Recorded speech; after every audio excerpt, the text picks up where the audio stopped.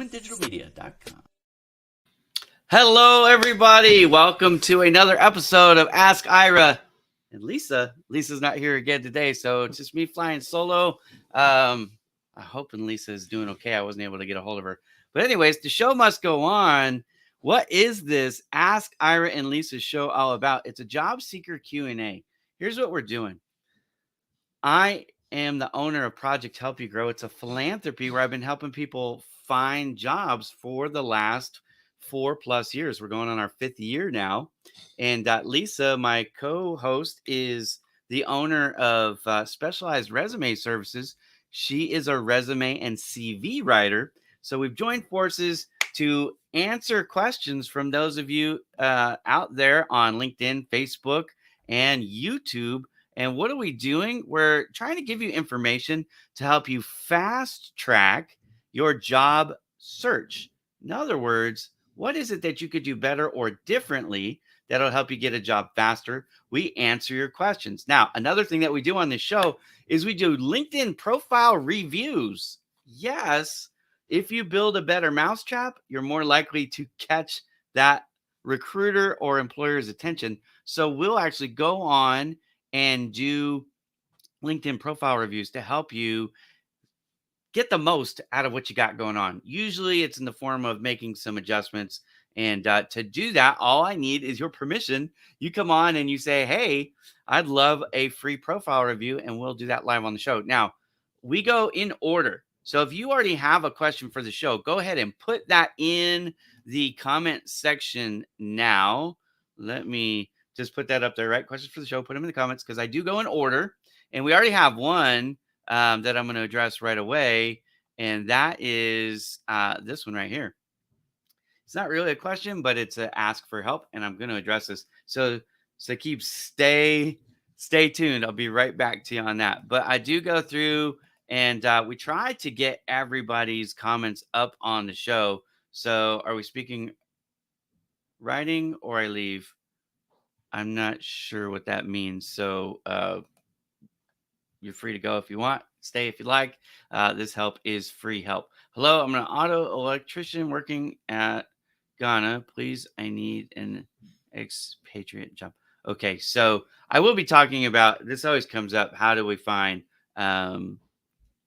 different types of jobs? So if you have a specific question, that's the thing that you want to go ahead and put in the comments. Hello, everybody. I'm just okay. I think we saw that one already.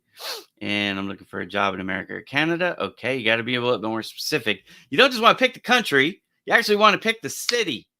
You need to be specific. An employer is not going to hire you just because you want to relocate, right? You need more than that. So you need to understand, view yourself as a product that's for sale. Why would they buy the product, right?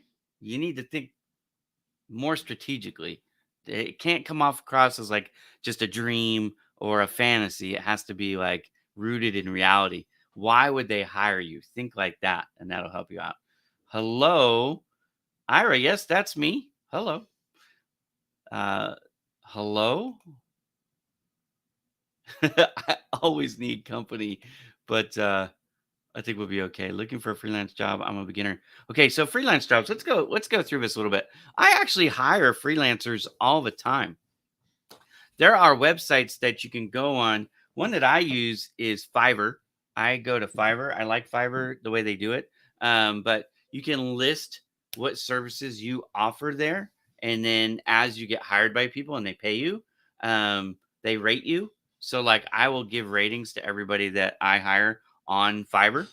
And what type of work can you get on Fiverr? You can get writing jobs like blogs. You can write SEO content. You can write social media posts. You can do all kinds of stuff on Fiverr.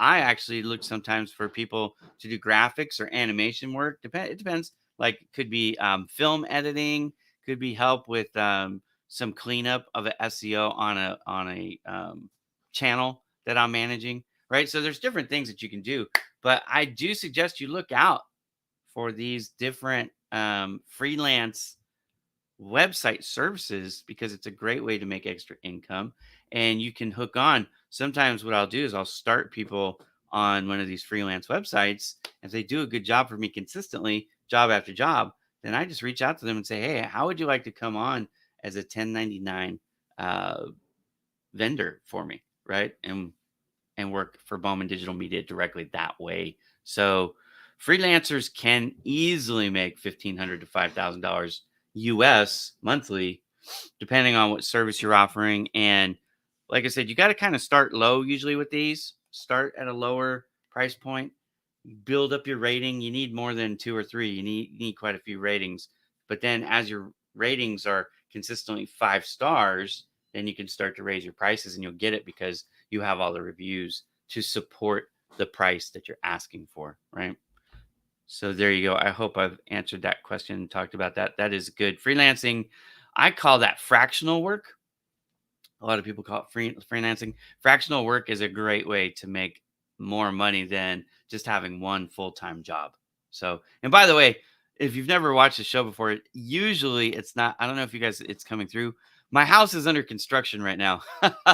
We're doing remediation work. They are ripping out a lot of, walls and cabinets and plumbing. And so if you hear banging and saws going and stuff like that in the background, I apologize for the background noise, but, they are. I'm in a construction zone right now. So, uh,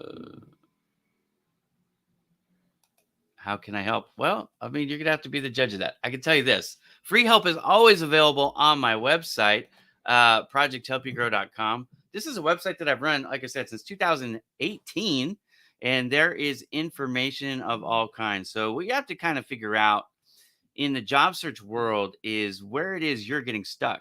A lot of you get frustrated with your job search because you think, well, I was perfect for this job or I was perfect for that job and I got ghosted. I didn't hear anything from them. And you're considering it only from your point of view. But a lot of the issues that job seekers are having is because of that mentality.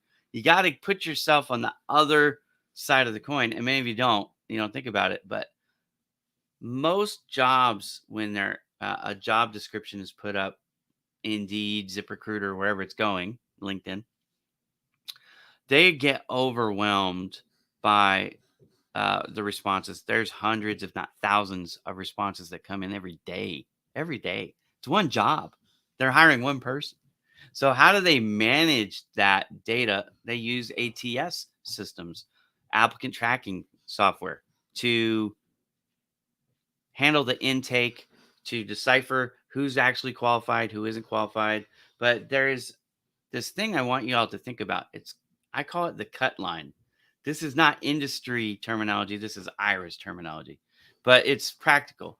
You're going to have only so many people. All right.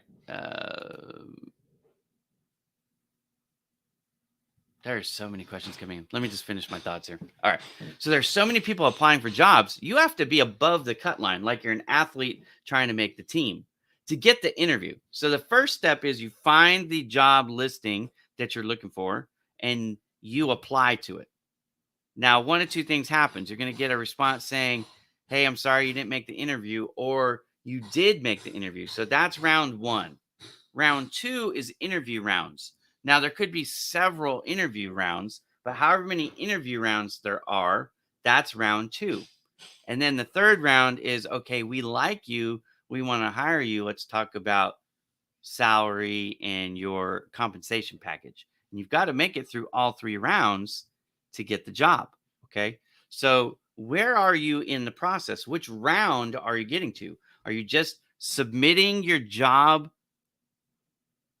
application, the resume package, the cover letter, the CV? Are you you're sending that off and you're not getting a response, or you're getting a response saying, sorry, you weren't selected. We decided to go in another direction. Or are you getting past that into round two, where you're getting to the interview, but you're not getting asked about the compensation? They're not in that negotiation round. Or are you getting to the negotiation round, but not actually getting the job offer? Look, I have information that addresses all of that and much more. Freelance via fractional work, informational interviews, talking about ageism, talking about wanting to relocate to another country, which a lot of you like to do that, switching industries, how to write a resume and CV, what is the ATS, how to get through it, all of that and more. It's all free advice. I have videos, I have blogs. That's all on the website, projecthelpyougrow.com. So there you go. How can I help? That's how I can help. Now, on this show, I answer your specific questions or I do profile reviews. That's how I help directly on this show. And that is the last time today I will address that. So if you asked me how I can help, rewind the tape and watch it again because I went through that pretty thoroughly. Okay. So let me do this. Let me change the ticker again because if you have questions for the show, put them in the comments and I will do my absolute very best to answer them live for you right here, right now. Fiverr pays less than generally underbid. Yeah, and this is the thing with any of them, Upwork, Fiverr. Look, I'm not here to promote any of them. I'm just saying any of those generically. You do typically. I mean, this is the cost of doing business. To establish your rating on those sites, you do have to start lower, and that's a strategy that people employ. And it's a free market. You're bidding against everybody else. So I'm not saying it's a long-term solution. I'm saying it's a way to get started, right? So the idea shouldn't be about the individual job that you land on those. Treat them, think of them like interviews. It's part of an interview process. And by the way, you can, if you do a good job for somebody, you can ask them like, hey, would you be willing to give me a referral off of the platform that I could use on LinkedIn and add that to your profile? Now, how you would do that, okay, because I know that this gets a little bit tricky for people, but what you would do with that is that you would then take the written referral or the PDF or whatever, however they send it to you, turn your creator mode on LinkedIn and now add that to your LinkedIn profile. Okay. Now everybody can see it. Now it's just not a Fiverr lead or Upwork or whatever. It's also a LinkedIn referral for people who are checking your references before they would want to hire you. So there's a lot of ways to go that. You're one comment away from getting blocked, actually, because you're starting to be annoying. So learn a little bit of etiquette. I didn't ignore you. I take things in order, and actually, I spent more time addressing your "How can I help?" question than I have anything else today so far. So I think you are trying to get my goat here, maybe a little bit. How do we tailor each CV for every job? That is a great question, and I'm going to park on that, and I'm going to answer that. Hang on for me because I actually have a blog that I wrote that'll help you with this 100%. So what you want to do, you want to go share screen, go to projecthelpyougrow.com. Okay, this is it right here. I'm going to reduce the question just so you can see more of the screen. Okay, so you want to go project. Yeah, I'm a bot.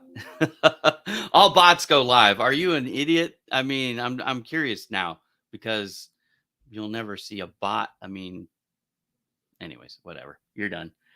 Okay, I won't be talking to you anymore, and I'll be blocking you as soon as the show is over. There you go. All right. Project Help You Grow. If you want to know how you revise your resume or tailor your resume or CV for every single job search, and you need to do that. It's a great question because you're asking how, but also it's a great question because a lot of people don't think of it. So I'm going to show you this one first. This was actually written by my friend Curtis Tompkins. He's the owner of Job Ready Today, and they also write resumes for people professionally. Curtis is a good friend of mine.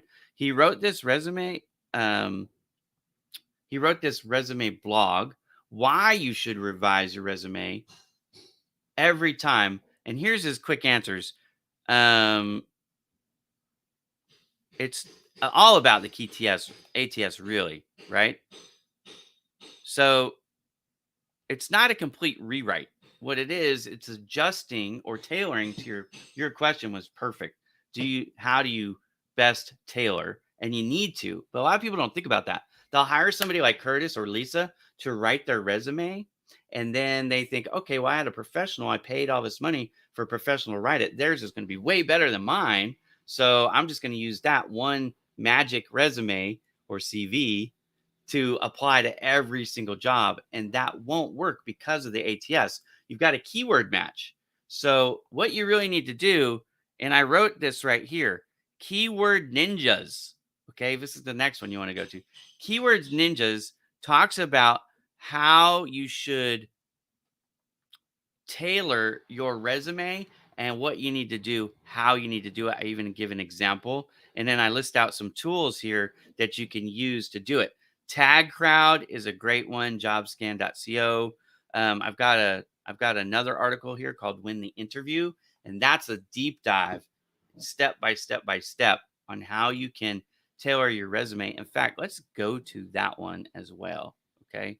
So well, shoot.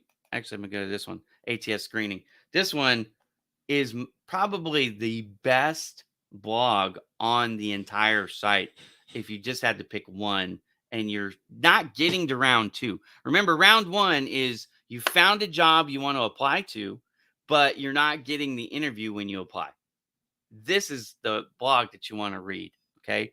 And so I talk about file format. A lot of people are submitting PDFs, but did you know that there's a great amount, and I'm talking about a large percentage of people using ATS programs that are what we would call legacy programs? They're older.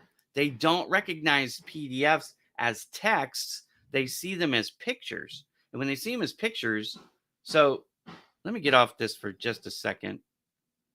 And let's talk about this. I'm coming back to this question, but I want to talk about this. So the ATS, what it does, the applicant tracking software, what it does is it takes your resume or your CV, it strips it down into the ingredient level, and then it reinserts it into their pre-selected format.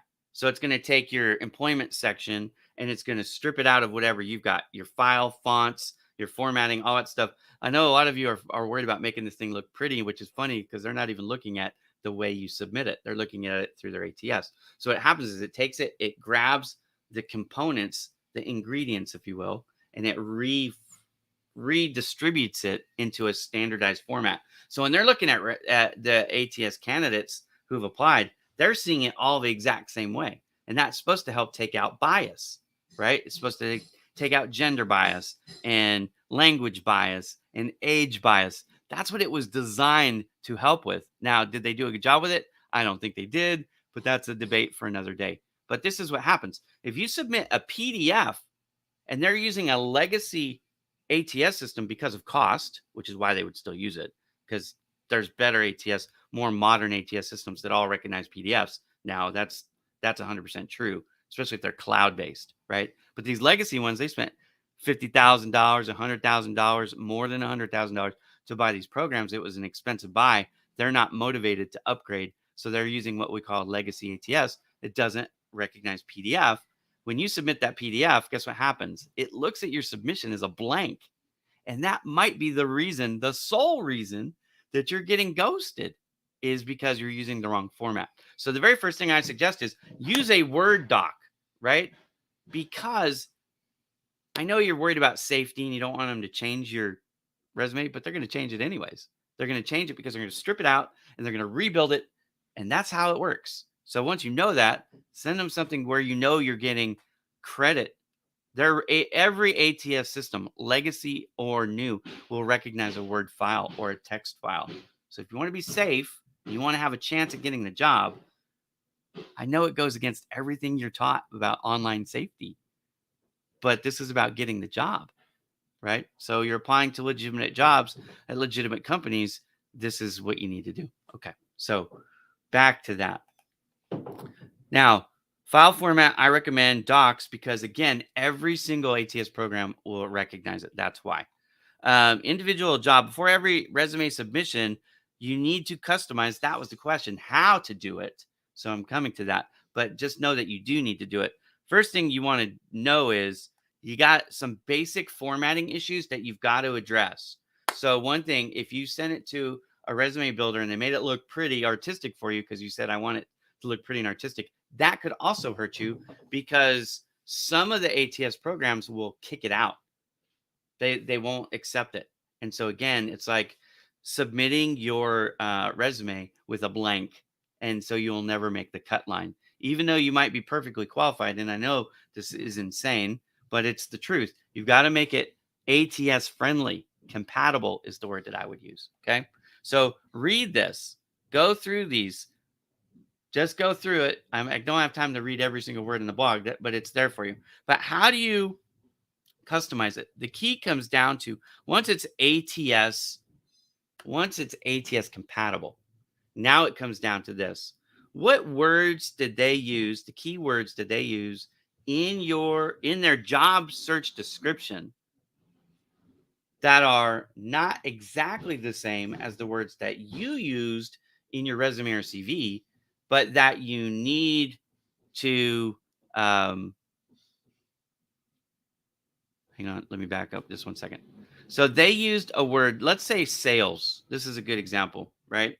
So they use the word sales, and in my resume, I don't like the word sales, so I used the word account manager or business development manager, right? Something like that. It means the same thing, but when the ATS is looking at it, sales and account manager, account executive, or business development manager, all the other ways that you can say sales associate, it doesn't recognize those. It doesn't recognize synonyms and similes, right? So it has to be an exact match. So what you want to do is go through the job description, highlight the main words, what we call the keywords, and then go through your resume and see which one of those words you have a similar word but not the same, and edit that word for this one submission, and that will increase your keyword pickup, which will move you up in the rankings. Again, they have a cut line. They never advertise it, and you don't know what it's going to be. But usually, if you have one job, you're not going to interview 300 people, right? I've got one job. I might interview the top 20. If I'm really desperate to find the perfect person, I might interview the top 50, right? And especially if I have like 3 or 4 people to do the initial round of interviews. Now, if I'm hiring 6 people and I've got 40,000 applicants, I might interview 3 or 4 or even 500 people, but I'll probably have a team of like 10 people doing the initial interviews, right? So you got to make that first round cut. How do you do that? You've got to be qualified first and foremost. A lot of people don't think about this, but stretch jobs, well, they're coming back. If you don't know what a stretch job is, a stretch job is this. It's a job you've never done before, but you think you could do it if you're given the opportunity. So on paper, you're not qualified, but given real world experience and your confidence and your ability to learn, you're like, I could do that job if they would just hire me. That would be considered a stretch job. Stretch jobs are really, really hard to come by right now. So yeah, there's a great question about the ATS, and that number might surprise you, but yes, there is data to back this up, and we'll get to that in a second. Kunal, great question. It's coming up in the comments. All right, here we go. So let's finish this up. The cut line, you've got to make it. How do you get there? You're rated by the ATS systems, most of them, based on your application. So what they'll do is they'll go, okay, like JobScan CO, you can do this for free. You can put the job listing up and you can put in your resume and you can have it evaluate and it'll give you a percent match. It'll say it's 76%, it's 83%, it's 92%, it's 99%. The closer you can get to 100% match, the better. Now, no one is asking you to fabricate or stretch the truth. We're not asking you to lie or be dishonest. Don't do that. Make sure whatever you have is accurate. But what we're saying is the main editing that you would do or tailoring, right? Back to the question, what is the best way to present your CV tailored to the job profile? The best way to do that, if you can use JobScan CO or learn how to do it like JobScan CO does, you want to identify the keywords in that job listing. You want to take your CV or your resume and figure out which words that you use that are similar but not the same and adjust those words. That is the very best way to tailor it, with the assumption that your master CV or your master resume is ATS compliant. And if it isn't, go back and read this blog and I'll teach you how to do all of that, how to make it ATS compliant, and then how to tailor. This one blog will address both of those questions in probably more thoroughly than you would ever want. But It's an exhaustive article, so it's got, I think, like 2,000 words. It's a lot there, and I give you resources again to the other places. I use word cloud. I actually learned about word cloud from my friend Kirsty Bonner. She was big on that because there's no limit with JobScan. The free limit is 5. You can do 5. Now I will tell you, a workaround for that is just go sign up for another Google email and use the 5 again. And then when you're out of those 5, sign up for another Gmail or Yahoo or whatever, whatever, free email address you want. And, you can sign up for more emails. They're free, right? So it's a free resource, but it does have a limit of 5 per on jobscan.co, which is probably my favorite tool for keyword matching. But I teach you actually how to do it manually in the blog. If you want to learn how to do it manually, I can do them myself, and I teach you how to do it yourself too. So anyways, I spent a lot of time on that, but there you go. Relocation is one thing. Then make sure they know what you do and how you're good at it. Yeah, I'm not sure the context of that, but we'll keep going. I am admin. Oh, you were the guy that was harassing me. Okay, we're just gonna keep going. We'll keep going. Can you look at my profile? Yes, I sure can. I can look at your profile. No problem. This is Sahib here. Open link in your tab. Pull it over, and here we go. All right. So, very first thing that I would suggest that you do here, Sahib, is okay. And this is a profile review. Again, these are free. All you got to do is ask for them, like Sahib did here. Okay. So, very first thing is you want to get a cover image, because the average profile view on LinkedIn is only 6 seconds long. That's the average profile view. The absolute best real estate on all of LinkedIn is the cover photo. So what do you want to do? You want to tell them exactly what it is that you do. I'm going to actually pull up, I have interns at Bowman Digital Media, and one of my interns is right here, and she does something similar to you. She is a content writer. So I want you to just imagine for a second that I'm a business owner, because I am, looking to hire writers, because I do all the time. I'm comparing Fazia and you. I haven't done anything but just pulled up to 2, and I can already tell you I'm hiring her. Why? Because right away, I know what she does. And right here, she even gives me more detail. Now, to be fair, she's gone through this with me already. So we've already fixed up her profile, right? This isn't something that most people know instinctively. This is something that you usually need somebody to help you with. So now you're getting this help. So go ahead, go to Canva for free, create yourself a profile photo. In fact, when you go to Canva, type in LinkedIn template, and it'll actually come up for you, the cover photo template size, and they have, templates that you can pick from and then make the adjustments however you want it. But you can do this for free right now, and you should. And then fix this up too. Freelance copywriter is fine. Freelance SEO content writer, that's fine. But look again, let's just look at the difference, real world here. There's way more here. She's expounded. Now, why is that an advantage? Let me tell you why it's an advantage. Once I'm on your page, probably not so much. But how am I going to find you if I don't know you? Let's say I'm looking for somebody who says, I want organic SEO. Now, you've used freelance twice. So, freelance, you're good. And you've got SEO in here, but you don't have the word organic. And organic is something that people will search for. What's the difference between organic and non-organic? It's paying for ads, your CPC, your PPC campaigns, stuff like that. That's paid SEO. How do you improve your SEO organically in Google, right? Backlink building, blog writing. These are things that you could potentially offer. And I wouldn't know it if I'm searching here for organic. You're not coming up, not at the top of the list. Fazia might not come up at the top of the list, but she's got a better shot than you do because she's got it in her headline. You see, that's the way you've got to think about headline. This right here, should be your keywords for people who don't know you on LinkedIn, but are searching for someone like you who does what you do. That's how you use the headline. Okay.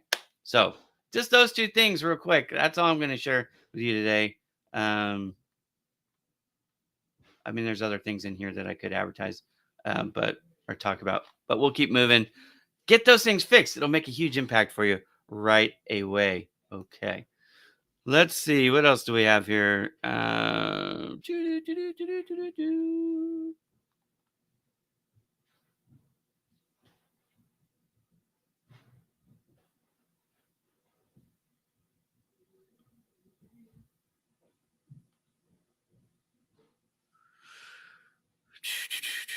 Here we go. Here's a question. Okay. Hi, Ira. What would be the best approach to sum up a list of 10 to 20 duties, responsibilities, and skills you possess in the body of your cover letter applying for a manager role? Well, first of all, I wouldn't do that. This is not the cover letter is not the place to regurgitate what's on your resume. The cover letter is a place where you're going to cast a vision. And what vision you cast is not about you. What you want to do, I have that article that I just wrote that talks about, ATS and winning the interview. In that, do I still have that up? I do. Hang on a second. I'm coming to this. All right. Prepare to interview. This is one of the things that you really can do for actually, that's probably not the best blog. Let's go back.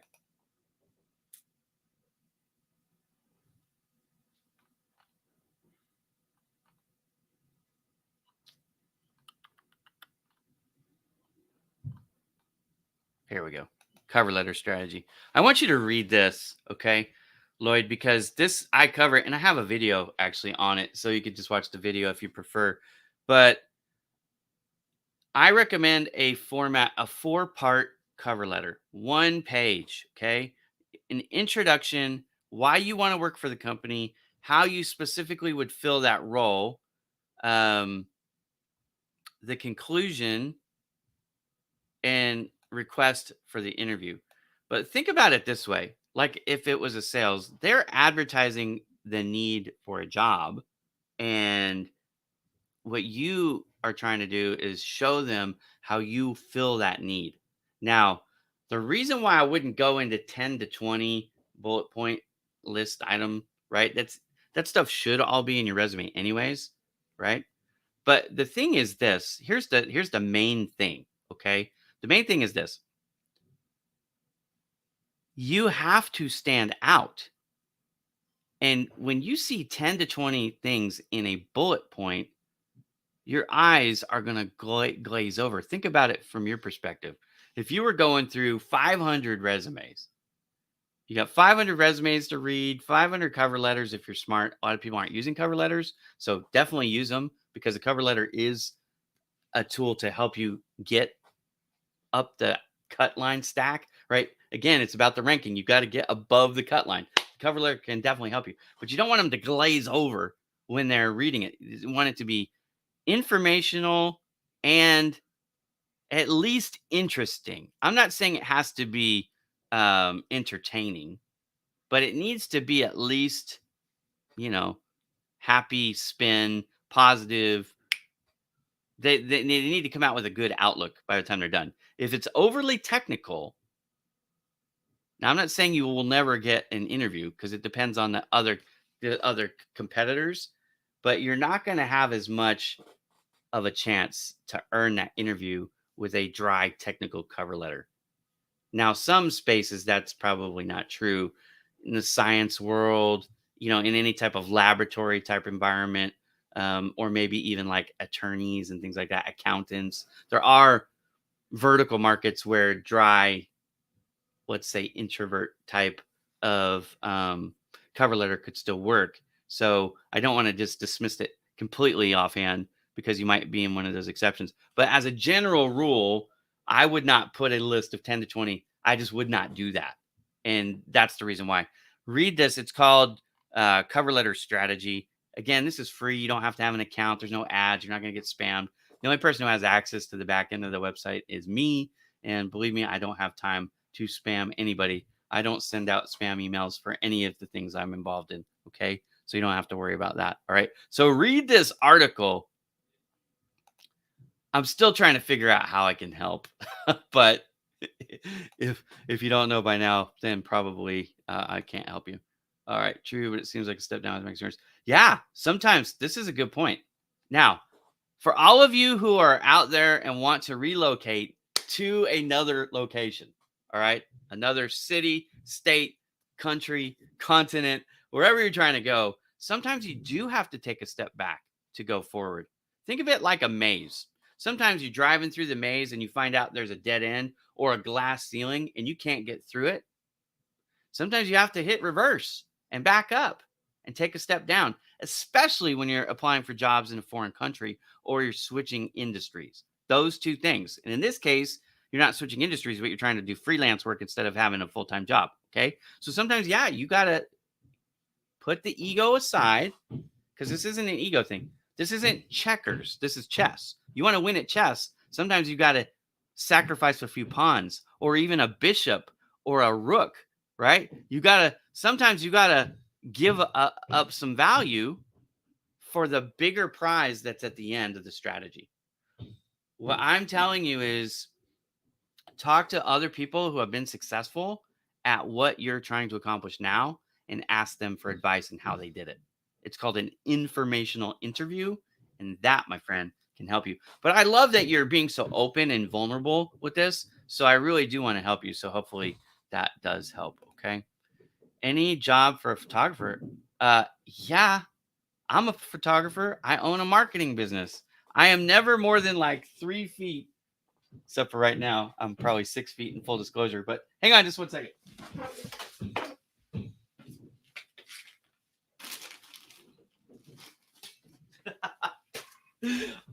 I very rarely do that on the show, stand up and get away from my chair, but here we go. I'm never more than like 3 feet away from my cameras, guys. Like it's camera all the time. Why? Because I'm a professional photographer. Can you get a job, freelance work? Yeah, it's actually easier to do freelance photography than anything else. So I could do a whole show on that sometime. Maybe I will, because I do love photography. Check out irabowman.com and you can see my pictures or find me on Instagram. I have 130,000 followers now on Instagram. Well, I think I'm just shy. I'm like 129,000, but anyways, it's growing. So view your profile. Yes, I can definitely do that for you. Hang on a second. Open new tab, bring it over. My wife's trying to FaceTime me. Can't do that right now because I'm live, babe. Check me out on Facebook. All right. So very first thing that I see with yours. Now, this is not good. Okay.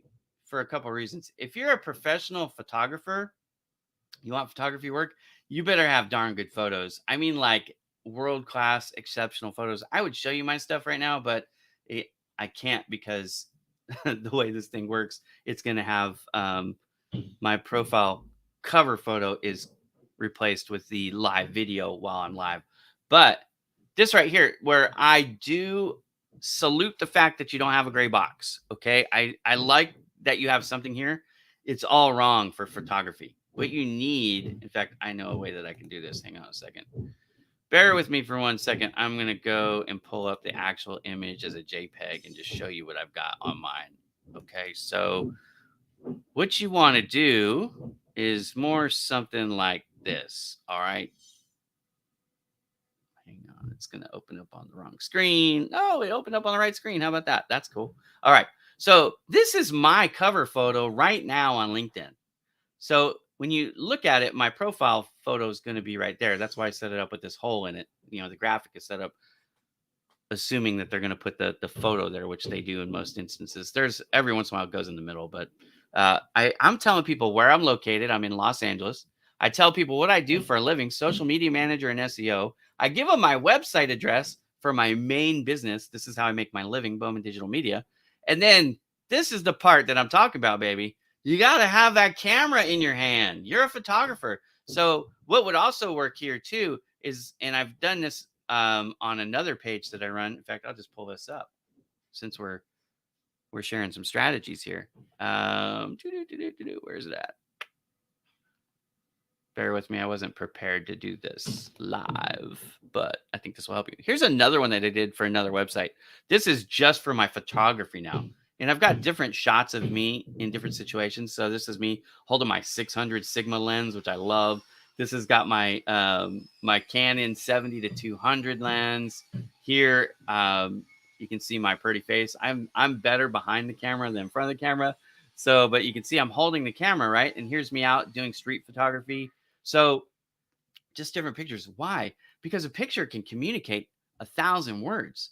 It's so quick and easy to understand. Do you have to wonder if I'm a photographer when you look at this picture, or when you look at the other one I just showed you, right? Which went where? I don't know. It just disappeared on me.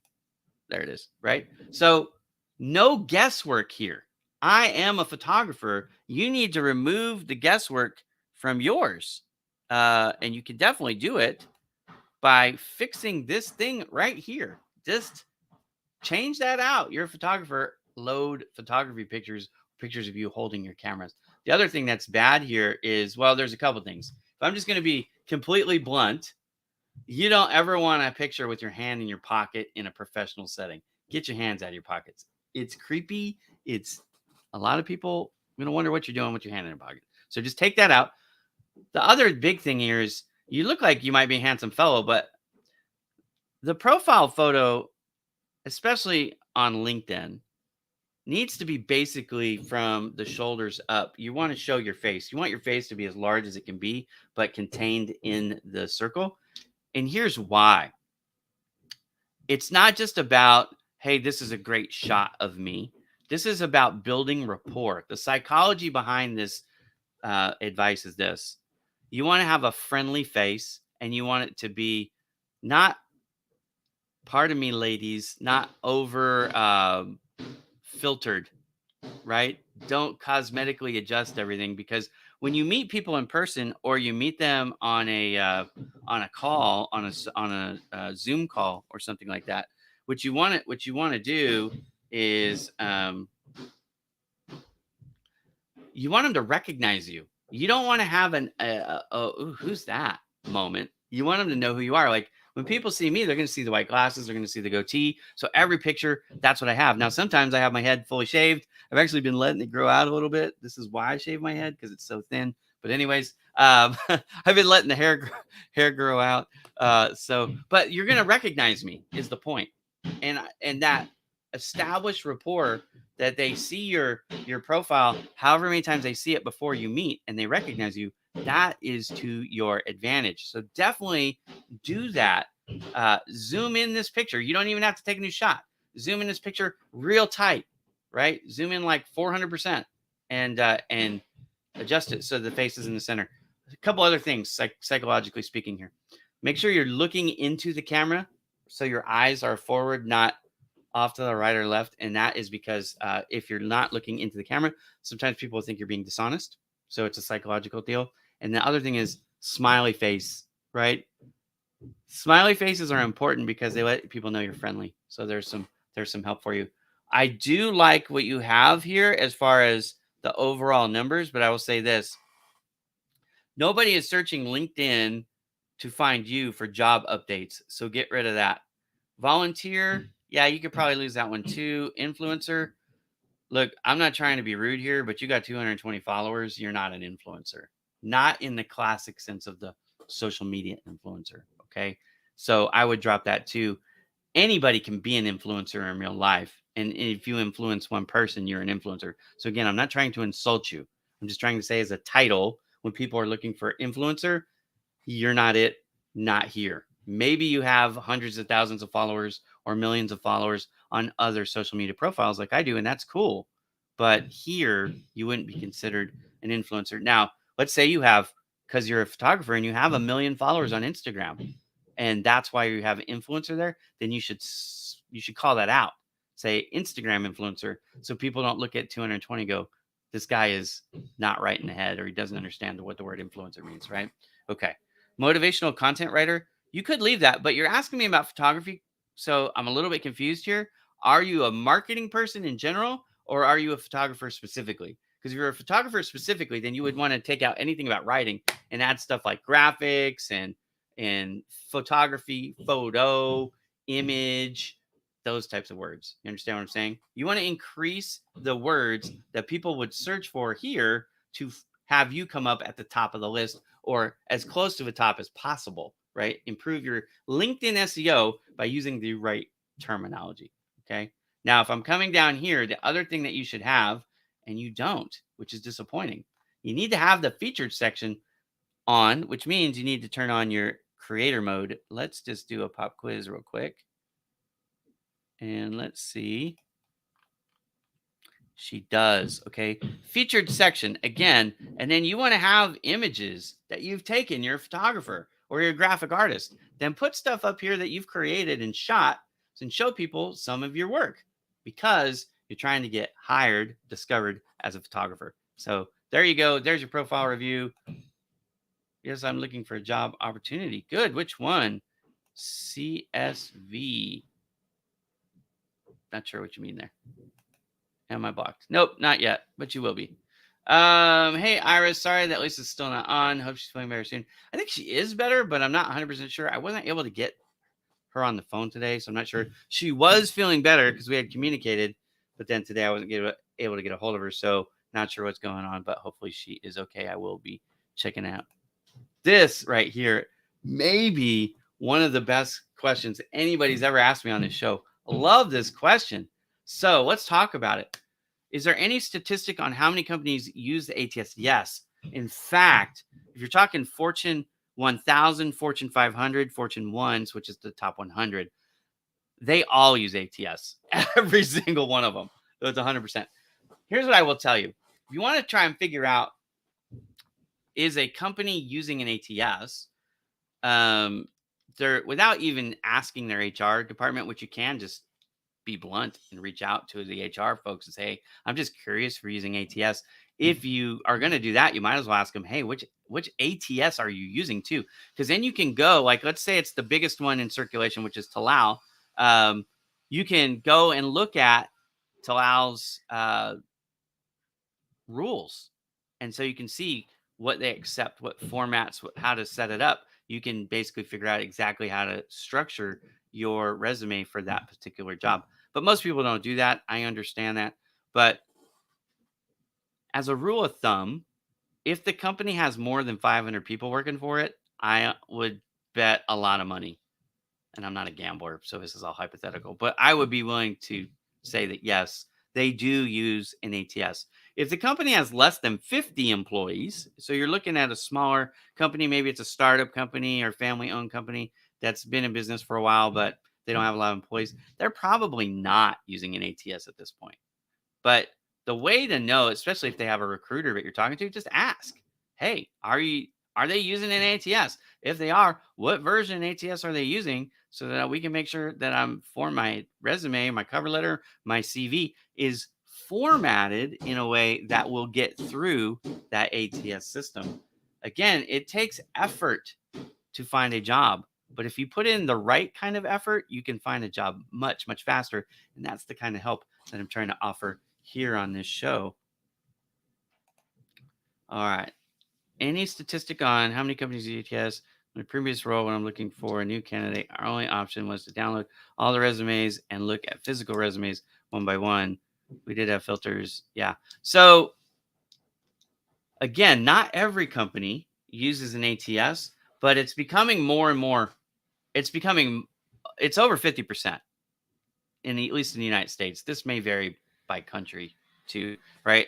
Because ATS systems used to be, you had to pay for a legacy ATS. You had to pay thousands, if not tens of thousands, if not over $100,000 to buy this ATS program. Very expensive software for smaller and even mid-sized companies to afford. Just didn't necessarily financially make sense. But what happened was the rise of SaaS. And SaaS is capital S, lowercase a, capital S. And what it stands for is software as a service. And that's why a lot of people think of that as cloud-based software. And it is usually delivered via the cloud. But what it really is they're paying a subscription fee, a monthly fee to use the program.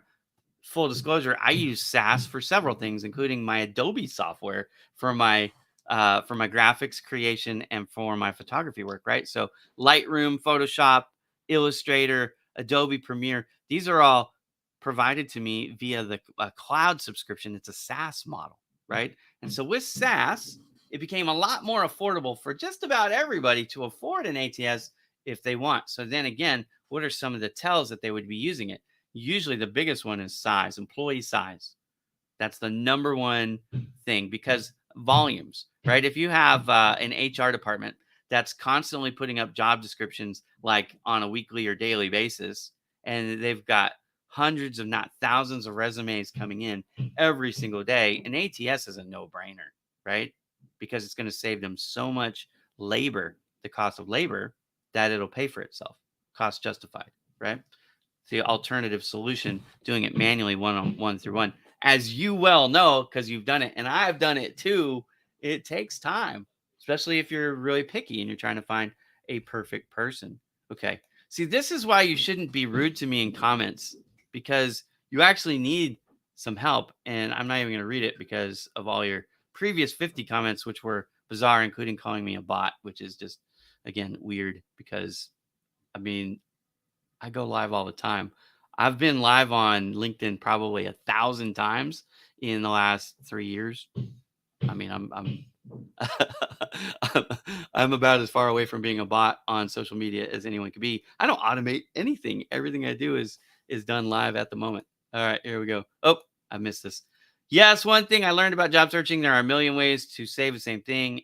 Keyword match is vital. And by the way, Sabrina, a former intern of mine, I taught her how to do that, right? How you do keyword matching and the value of it manually and automatically. You can use word cloud again. You can use jobscan.co, or you can do it manually. And I'm sure there's other tools that are out there too. But the ones that I only talk about the stuff on here that's free, because I know that most of my audience can't afford to pay for stuff. These are great insights. Love you're able to go over the requirements for formatting process of ATS. Yeah, perfect. Well, that's what I'm here to help with. Software we use was called People Admin. Yeah, my pleasure. And thank you for your insights. It's very good to have people engaged in the comments. Hello, Ira. I'm looking for business analyst or ERP deployment profile. Okay, ERP. That's an interesting. We're running short on time here, but ERP is enterprise resource planning software. A lot of that now is headed to the SaaS model too, interestingly enough. So there you go. Good work, Ira. Such a genuine. Oh, thank you very much. And we got a gotcha. So that's good. Message received. Please remove my profile. I did that already. So good. It's my pleasure to help you. Thank you very much. I always try to deliver the goods. Sometimes it's hard when I don't have a co-host to keep the energy. And honestly, I've got 4 screens of full disclosure. So it's sometimes I feel like a squirrel. Which screen should I be looking at what moment? And I almost never look into the camera because I can't see what's going on there. I can look down at the screen. I'm getting told I'm overqualified for everything. Yeah, this is a problem. One of the solutions to this, let me help you, even though you didn't ask for specific help with this. Let me share. I wrote an article. One of my friends was having a really tough time with this. So I wrote an article with my friend in mind, and here it is. It's how to counterpunch ageism, but I'm not sure how old you are. You're not saying that you're getting rejected for ageism, but another one that I wrote that I myself was having the problem that you're having. I really was overqualified and I wanted more money than people were willing to pay. So that's where I dove into fractional work. Okay. And Bowman Digital Media, just so you guys kind of understand the way I structured it, even though now it's an S Corp with a staff of over 30, because I had 15 interns. I'm down to 9 now. But anyways, I have over 30 people on my team at the moment, because when my internship program is in session, it gives me an infusion of labor, right? And a couple of them are on here. Matthew is watching for sure, right? So Read this article that I wrote about fractional work, because where your experience overqualified just is translated to we can't afford you. That's what they're saying. They're not saying that you're overqualified and you suck at the job. What they're saying is you're overqualified and we don't want to underpay you. So what you do is you work for people on contract basis, 1099, if you will. And this is the premise of fractional work. Now, you're not going to make as much with that one fractional job as you would with a full-time job, but you may not need 40 hours a week to get the work done because you're quote unquote overqualified. You probably can get it done faster than a whippersnapper that they would hire that's wet behind the ears. You understand what I'm saying? So maybe it only takes you 20 hours a week to get the job done. Now you go and find another fractional role that you maybe only need 5 or 10 hours a week to do. And you add those together. And then you find another one that's, maybe you're just consulting for an hour a month, but they're going to pay you $500 a month or something like that, right? And you start stacking these things up, 1099 freelance kind of, right? But it's called fractional work. Add it all up, and the idea is the pieces now can be worth more than the one job, and you're in control of your schedule, because 1099 they can't tell you got to be here Monday to Friday 8 to 5. That's illegal. So fractional work, you get a list of responsibilities. It's your job to get them done. If it takes you 5 hours or 50 hours, it doesn't matter, because you're not getting paid by the hour. You're getting paid by the job. So fractional work is my suggestion. It's what I did to address this. I'm told I'm overqualified at everything I applied to. So there you go. Hopefully that helps. Kindly suggest brand building of launching K9's company. Yeah, that's not what we do here on the show. This is for job seekers. This is not Marketing Mondays with Ira Bowman. That's the question for Marketing Mondays, and I'd be happy to answer that there. Thanks for this dynamic steps. It's my pleasure. Hope you guys are getting value out of it. I certainly am trying. What is the best resume to use? I keep seeing resumes with overviews and such. I'm trying to figure out how to make it stand out. So that's an interesting question. It depends a little bit, Monique. And I know we just talked about freelance work, which I think might be better for you. But when you have a lot of work experience and you're trying to apply for a role that's not management level or especially C-suite, you're trying to apply for a job that's more like, it's a white collar job maybe, or even a blue collar job, probably white collar in your case. But let's say it's a white collar job. It's not management level, or maybe it's entry management or even mid management, but not high up. You don't necessarily want to have like 4 pages, 5 pages, 6 pages. Read the Counterpunch Ageism blog, and I talk about only using the last 10 years of your business experience on the resume, and that'll help get you more in. Even though you have more experience in that, you probably don't need it to get the job, to at least get the interview, and it gets you in the room. So then you have a puncher's chance to wow them with your interview skills. Anyway, read those blogs. I think it'll help you. If not, feel free to send me a specific question on my LinkedIn. My messenger is open to everybody. You can send me a message, and I'll go there, or ask me again on the next show. If you have some other questions, I'd be happy to answer them live for you too. I just think that those blogs, if you read them, it's going to open your eyes quite a bit. And I want to have you start there. Kindly suggest zonal sales manager.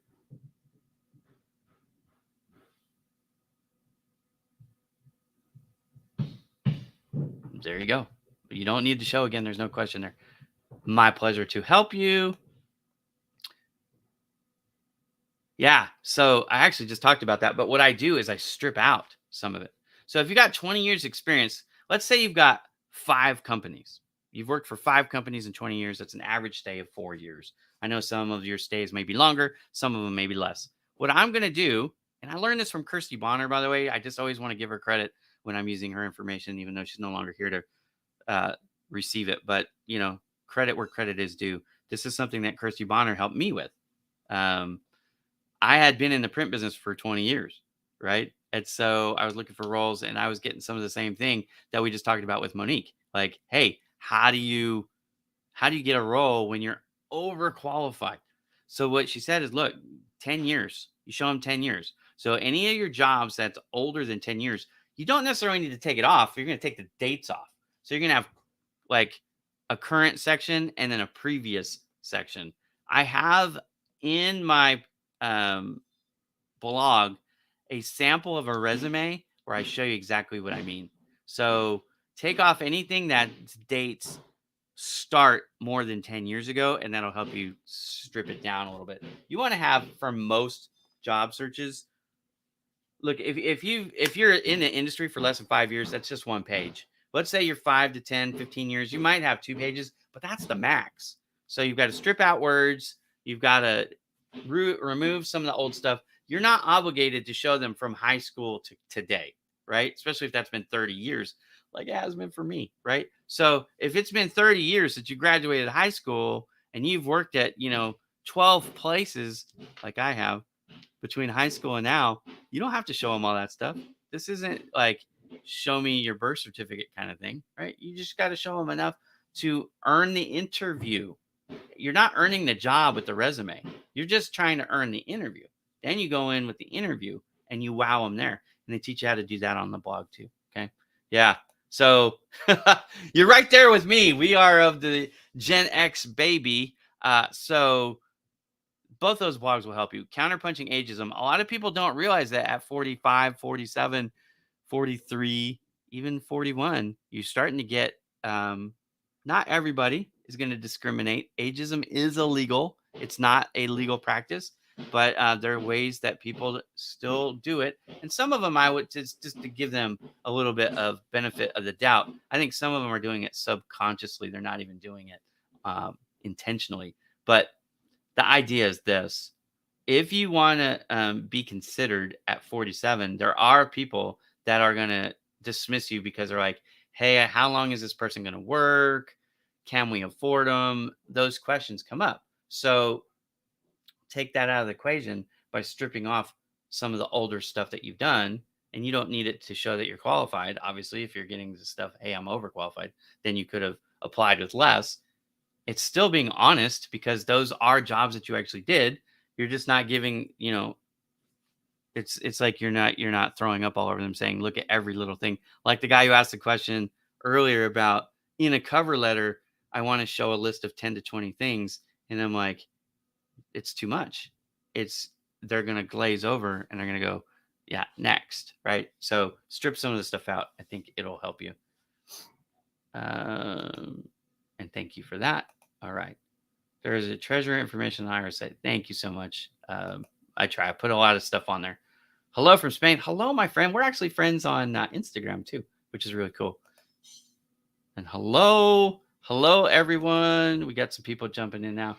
I do use 10 years. Yeah, 10 years. It might be, right? And it might just be that you need to strip out some of the details in them too. Just again, you're not lying with that. You are you're just showing what you need to show to get the interview. The goal of the resume submission or CV submission with the cover letter is just to earn the interview. That's all you're trying to accomplish here.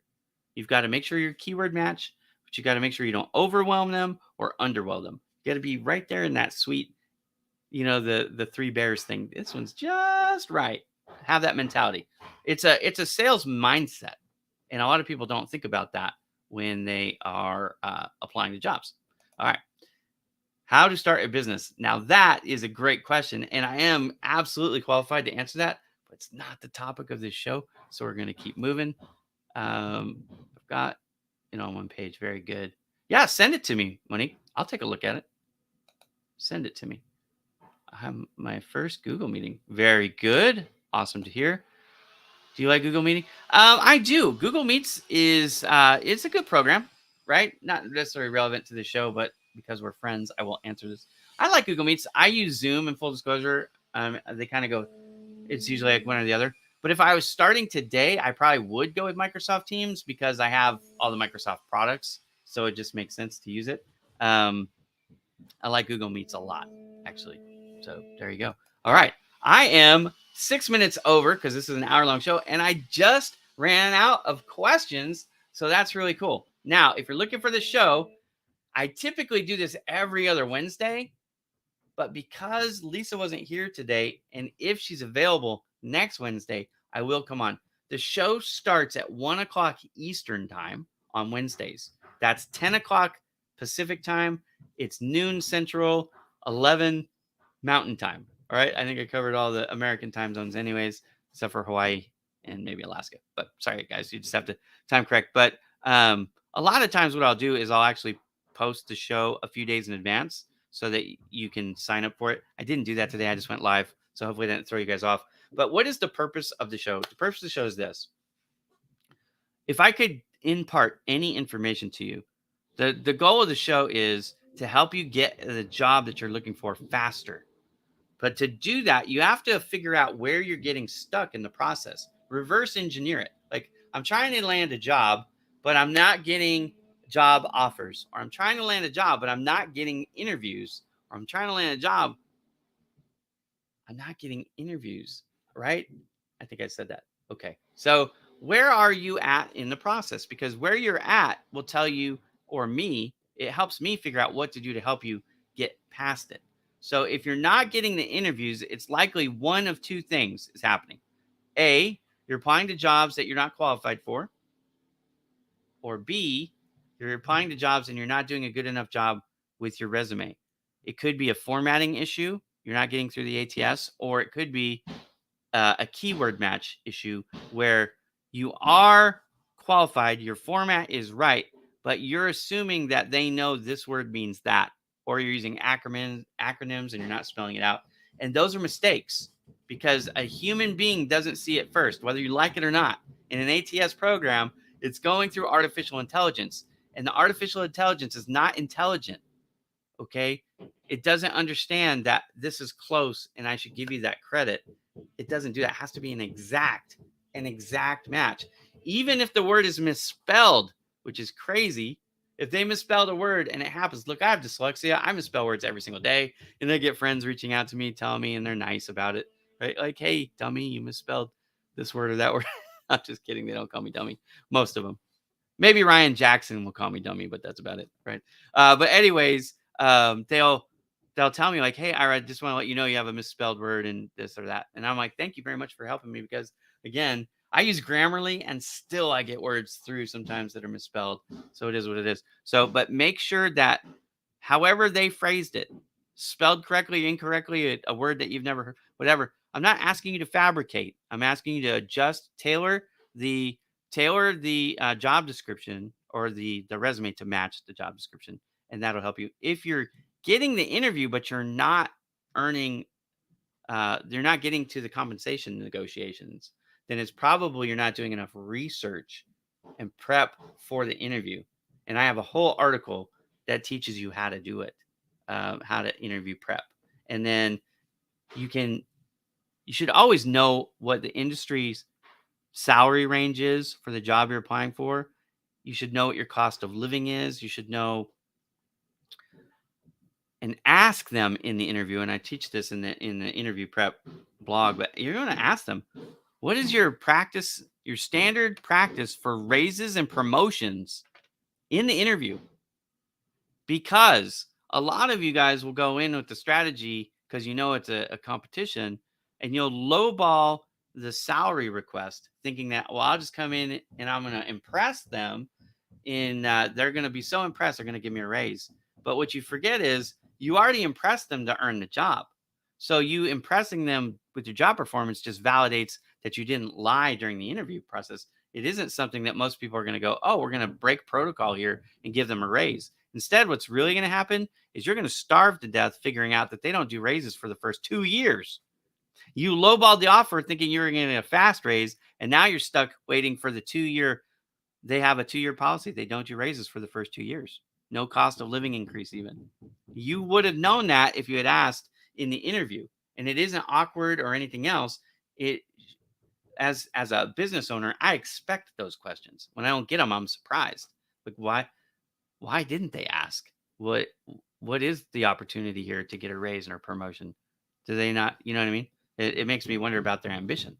So don't get burnt out. Don't find the dream job that would have paid you what you wanted if you had asked for it, but you asked for a lowball number and they gave you what you asked for.